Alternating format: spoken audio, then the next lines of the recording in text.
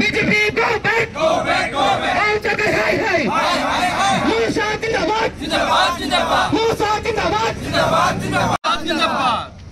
BJP Assam Sarkar go back.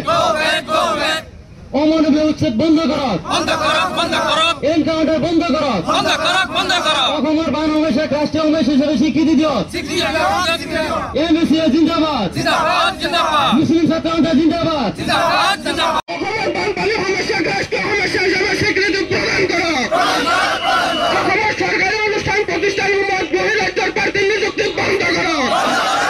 আমি মুসলিম ছাত্র আন্দোলনৰ এক সিদ্ধান্ত মৰ্মে আজি সচলত 3 ঘণ্টা ধৰ্ণা কাৰ্যসূচী আমি ৰূপায়ণ কৰি আছো।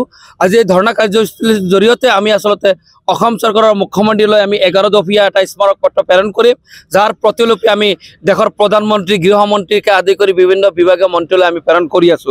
আমাৰ প্ৰথম দাবীটোৱে আছে যে অমানৱীয় যি এনকাউন্টাৰ চলি আছে এই এনকাউন্টাৰ বন্ধ হ'ব লাগে আৰু এনকাউন্টাৰৰ নাম লৈ কেনে আসলতে অসমৰ মুছলমানসকলক মুক্ত হত্যা যি চলাই আছে এই আসলতে গৰিহণাৰ যোগ্য ধিক্কাৰ জনাইছো। এই এনকাউন্টাৰ বন্ধ কৰাৰ কাৰণেও আমি দাবী জনাইছো।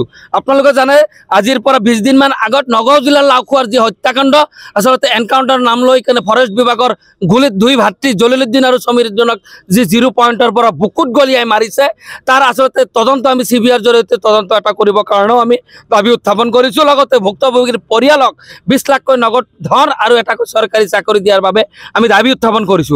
কাজিৰঙাৰ নিজে গাত লাগি থকা এখন বিল লাওখোৱাৰ ওচৰতে নগাঁও জিলাৰ এই বিলখন আসলতে মাছমৰীয়া ৰাইজৰ কাৰণে আবণ্টন দিয়াৰ বাবে আমি দাবী উত্থাপন কৰিছো। আপোনালোকে জানে অসমখনৰ আসলতে 1/3 আসলতে বানপানীত ডুবিছে আৰু ব্ৰহ্মপুত্ৰই কাল ৰূপ ধাৰণ কৰিছে। গতিকে নমামি বুলি পূজা অৰ্চনা কৰা চৰকাৰখনক আমি আহ্বান জনাইছো যে আপোনালোকে যি পূজা কৰিছিলে সেই নদীয়ে কাল ৰূপ লৈছে। গতিকে এই যি কালৰূপ গৰাখহনীয়া গৰাখহনীয়া প্ৰতিৰোধ কৰাৰ কাৰণে অসমৰ বানপানী সমস্যাক ৰাষ্ট্ৰীয় সমস্যা হিচাপে স্বীকৃতি প্ৰদান কৰি বিজ্ঞানসন্মতভাৱে ইয়াৰ সমাধান বিচাৰিছো।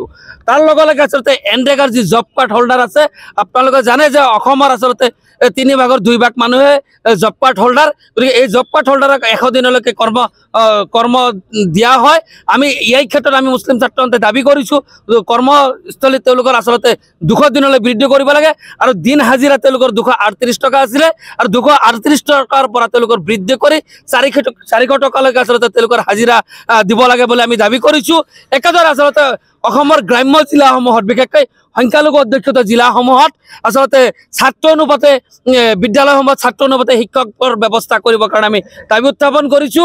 ঠিক এনেদৰে আসলতে 11 দফীয়া দাবীসমূহ লৈ কেনে আমি ধৰ্ণা কাৰ্যসূচী ৰূপায়ণ কৰিম। প্ৰথম কথা হ'ল আজি ধৰ্ণাস্থলীত আমাৰ আজি 2-3খন যি প্ৰতিবাদী কাৰ্য হত্যা থিয় হৈছো আমি বহিছো এয়া আসলতে চৰকাৰখনক আমি এটা ছিগনেলহে পঠাইছো। আপোনালোকৰ জৰিয়তে আমি চৰকাৰখনক আৰু ৰাজ্যবাসীক জনাব বিচাৰিছো আমাৰ সমস্যা যদি সমাধান নহয় তেতিয়াহ'লে কিন্তু আমি আগন্তুক দিনত আমি দিছপুৰ ঘেৰাও কাৰ্যসূচী হাতত লৈছো। ইয়াৰ ওপৰতো প্ৰয়োজন সাপেক্ষে আসলতে দিল্লীৰ যন্ত্ৰ মন্ত্ৰতো আসলতে আমি ধৰ্ণা দিবলৈ আমি বাধ্য হ'ম আৰু বিভিন্ন আমি ৰেলপথসমূহ অৱৰোধ কৰাৰ কাৰ্যসূচী আমি প্ৰস্তাৱ লৈ থৈছো। অসম বন্ধৰ দৰে কাৰ্যসূচী প্ৰস্তাৱ ল'বলৈ আমি লৈ থৈছো। চৰকাৰখনে বিভিন্ন ভাবুকি আমাক দিয়ে, সেইবোৰ ভাবুকি আমি ভ্ৰক্ষেপ নকৰোঁ। আমাৰ প্ৰতিবাদী হত্যা আমাৰ আৱাজ আমাৰ বন্ধ নহয়। আমি আমাৰ প্ৰতিবাদ কৰি থাকিম যেতিয়ালৈকে আমাৰ জাষ্টিছ নহয়। চ' নো জাষ্টিছ নো ৰেষ্ট। যিকোনো খবৰৰ বাবে যোগাযোগ কৰক আমাৰ এই নম্বৰত 7099017330 আৰু 7099017110।